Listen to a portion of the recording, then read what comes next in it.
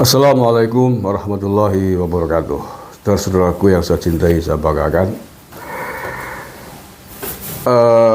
Dalam catatan saya ada banyak hal. Setidaknya yang saya catat ya, ada 15 faktor mengapa pasangan Ganjar Mahfud terjungkal kalah telak mengenaskan di Pilpres 14 Februari 2024 kemarin. Saya sebenarnya sudah punya catatan itu jauh-jauh hari sebelum Pilpres dilaksanakan, sebelum 14 Februari.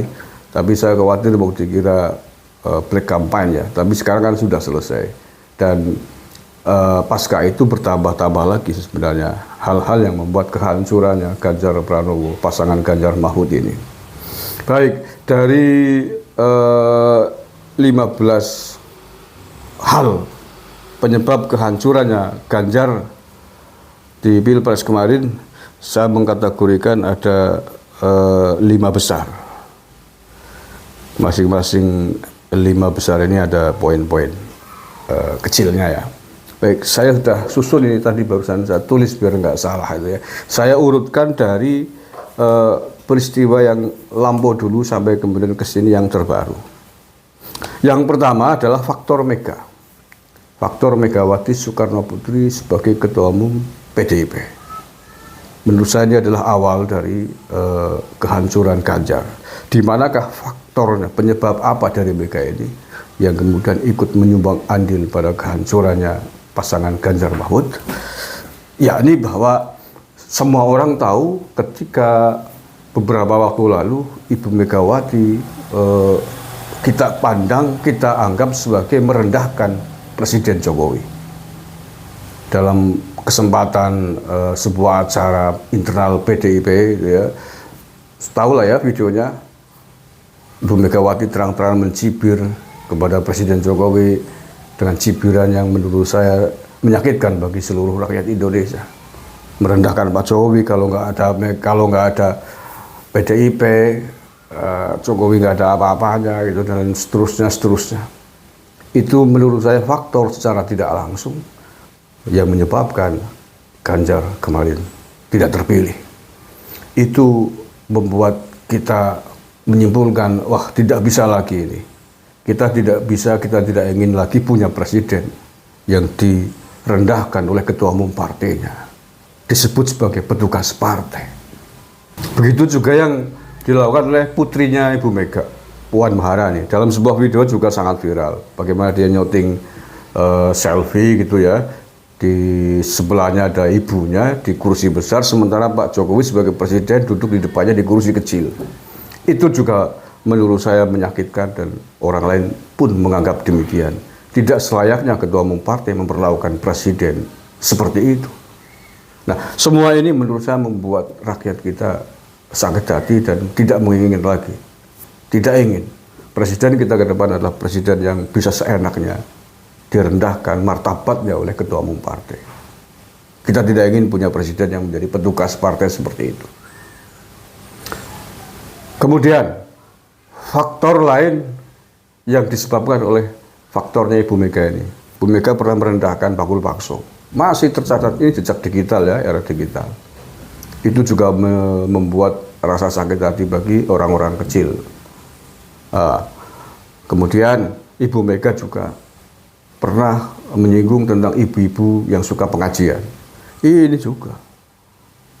juga tercatat dengan baik bahwa ternyata ketua umum partai ini begitu sombong, angkuh dengan orang-orang kecil, dengan orang-orang yang suka pengajian. Kesan politiknya begitu, dan itu pasti akan terus diingat dan membuat calon presiden yang diangkatnya tidak disukai oleh rakyatnya, tidak mau memiliki presiden menjadi petugas partai, tidak mau memiliki presiden yang diusung oleh partai yang ketua umumnya terkesan angkuh dan sombong seperti itu.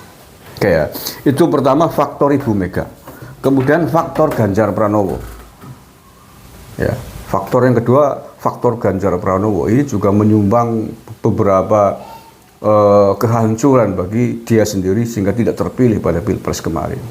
Yang pertama, Ganjar Pranowo dulu saat dibatalkannya Piala Dunia U20. Ini pertama kali nilai Ganjar ambruk di mata publik. Mengapa ambruk? Karena Ganjar Pranowo dinilai telah insubordinasi, telah berani melawan presidennya sendiri, berani menentang kebijakan presidennya sendiri, sementara dia posisinya masih menjadi gubernur. Dan semua orang tahu bahwa perhelatan Piala Dunia U20 itu adalah upaya besar bangsa ini. Presiden Jokowi sudah melobi 2 tahun sebelumnya dengan segala macam persiapannya. Ubo rampe sudah disiapkan semuanya. Tapi tiba-tiba harus fatal gara-gara tuan rumah yang diantaranya adalah Bali dan Jawa Tengah menolak. Israel yang kemudian berimbas pada dibatalkannya. FIFA tidak mau menggelar Piala Dunia di sini karena itu. Itu faktor pertama Ganjar Pranowo drop namanya, buruk namanya, karena dianggap telah berani melecehkan, menentang kebijakan presidennya sendiri demi mengikuti, hanya demi menuruti ketua umum partainya. Ini tidak bisa dibenarkan. Masyarakat akan menilai, wah, kalau saat dia masih menjadi gubernur, masih menjadi anak buahnya presiden saja sudah berani begitu, apalagi kalau sudah nanti umpamanya jadi presiden, Pak Jokowi sudah bukan lagi menjadi presiden, bisa lebih berbahaya, kan begitu. Itu pertama dari faktor Ganjar. Yang kedua, faktor Ganjar Pranowo ketika memberikan nilai 5 kepada kinerja Pak Prabowo di Kementerian Pertahanan.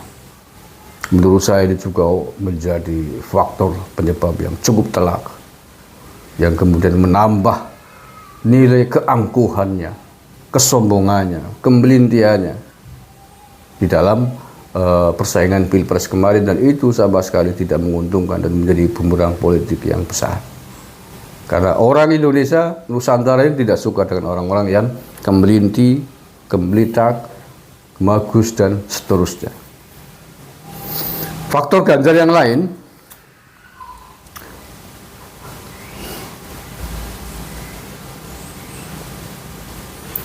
kemudian beberapa hal lain yang disebabkan oleh Ganjar Pranowo pada saat musim kampanye kemarin, bagaimana dia kemudian berani terang-terangan menuduh sejumlah nama jenderal mencela-mencela. Dia tidak berhitung kekuatan jenderal-jenderal itu secara politik. Ini kesalahan besar. Walaupun jenderal-jenderal TNI, apalagi yang purnawirawan ya, jenderal TNI tidak punya hak pilih, tapi keluarganya kan punya hak pilih. Dan itu pasti memantik permusuhan yang luar biasa di keluarga mereka, di keluarga TNI, apalagi purnawirawan. Dan akan membuat tersungkur, tidak mungkin akan dipilih. Kalaupun dipilih ya 1%. Atas sakit hati yang dirasakan atas tajamnya lidahnya Ganjar Pranowo menuduh beberapa jenderal itu mencela-mencela. Itu tidak menguntungkan. Bro, dalam musik kampanye jangan saya menyakiti siapapun karena sedang butuh banyak suara gitu loh ya. Itu ya. Kemudian dia juga terang-terangan, sebagian terang-terangan melawan Pak Jokowi dari Pak Ganjar ini. Dan itu menambah nilai buruk. Begitu keras melawan Prabowo dengan argumentasi pedasnya gitu ya, dianggap tidak bisa debat, tidak bisa pertanyaannya dan lain sebagainya. Itu semua nilai-nilai buruk. Kemudian selain dari faktor Ibu Mega, faktor Ganjar, juga ada faktor dari Pak Mahfud MD yang juga bukannya nambah positif nilainya, tapi justru nambah hancur. Faktor dari Pak Mahfud MD diantaranya adalah pada saat debat Cawapres, sebelum dia mundur dari jabatan Menko Polhukam, dia itu masih menteri, tapi secara lantang di debat Cawapres itu berani mengkoreksi melawan kebijakannya Presiden Jokowi. Dan itu tidak bisa diterima. Karena menteri adalah pembantu presiden, tangan kanan presiden. Menteri harus segaris lurus dengan presidennya, tidak boleh melawan. Nah, ketika Pak Mahfud MD mengkoreksi kebijakannya Pak Jokowi pada saat debat itu menurunkan ratingnya, nilainya. Dia dianggap sebagai menteri yang tidak tahu tata krama sebagai pembantu presiden. Dengan mengkoreksi tentang kebijakan ekspor impor kalau nggak salah itu, dan banyak lagi.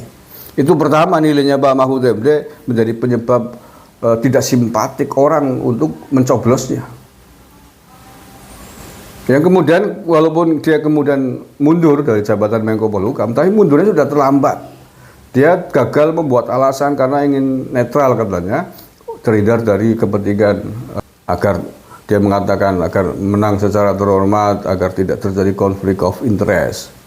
Tapi itu sudah terlambat, mundur tinggal beberapa hari kampanye berakhir. Itu nggak bisa diterima. Itu juga membuat nilai tersendiri.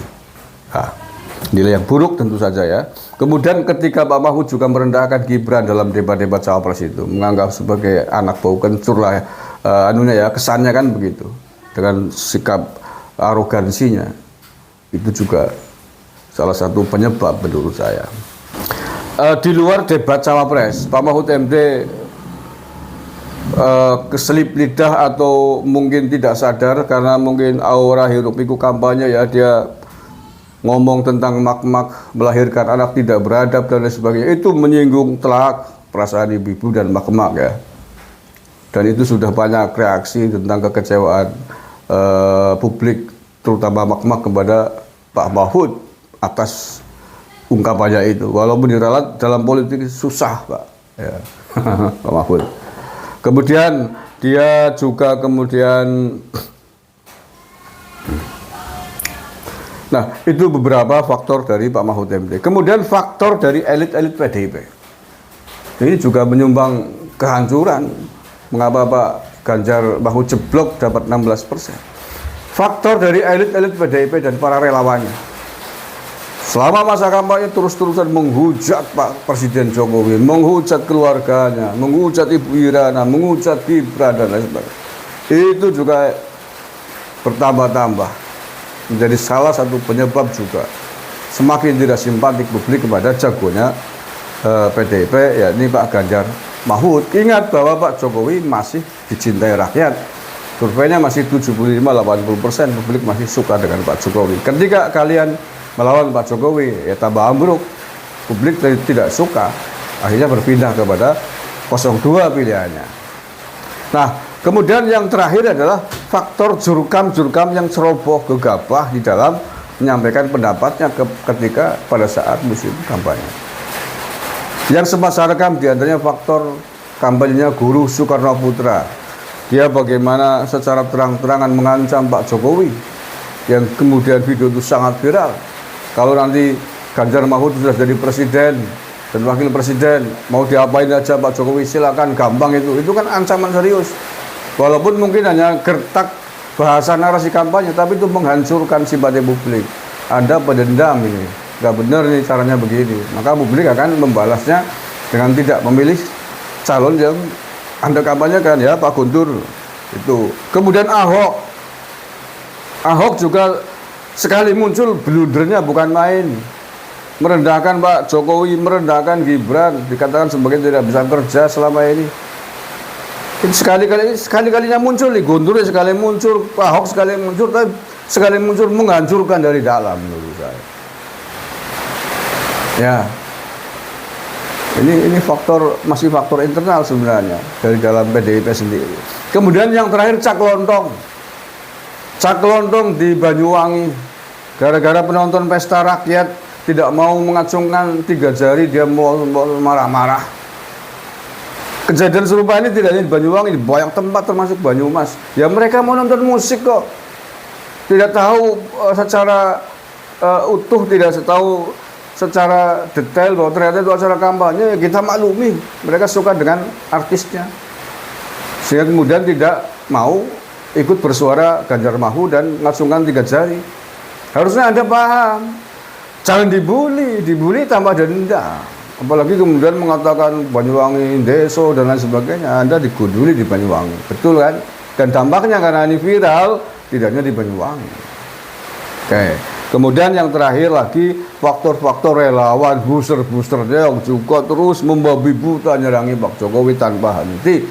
Baik dari booster tingkat elit maupun tingkat bawah yang tidak tahu apa-apa ikut meneruskan capture, bulian, merendahkan, menghina, mengecek Pak Jokowi dan lain sebagainya. Itu juga. lengkap melengkapi kehancuran dan kekalahannya Pak Ganjar Mahfud pada Pilpres 2014 Februari kemarin. Sehingga kalau kemudian hari ini perolehan suaranya hanya 16, sekian persen, menjadi hal yang menurut saya sangat wajar. Wajar sekali sebagai sebuah harga yang harus dibayar, sebuah harga yang harus mereka terima atas beberapa faktor tadi yang saya sebutkan, yang kalau dikerucutkan menjadi satu penyebab besar yang disebut dengan keangkuhan, kesombongan, kemelinting, kebagus, kemelitak, dan seterusnya. Terima kasih. Assalamualaikum warahmatullahi wabarakatuh.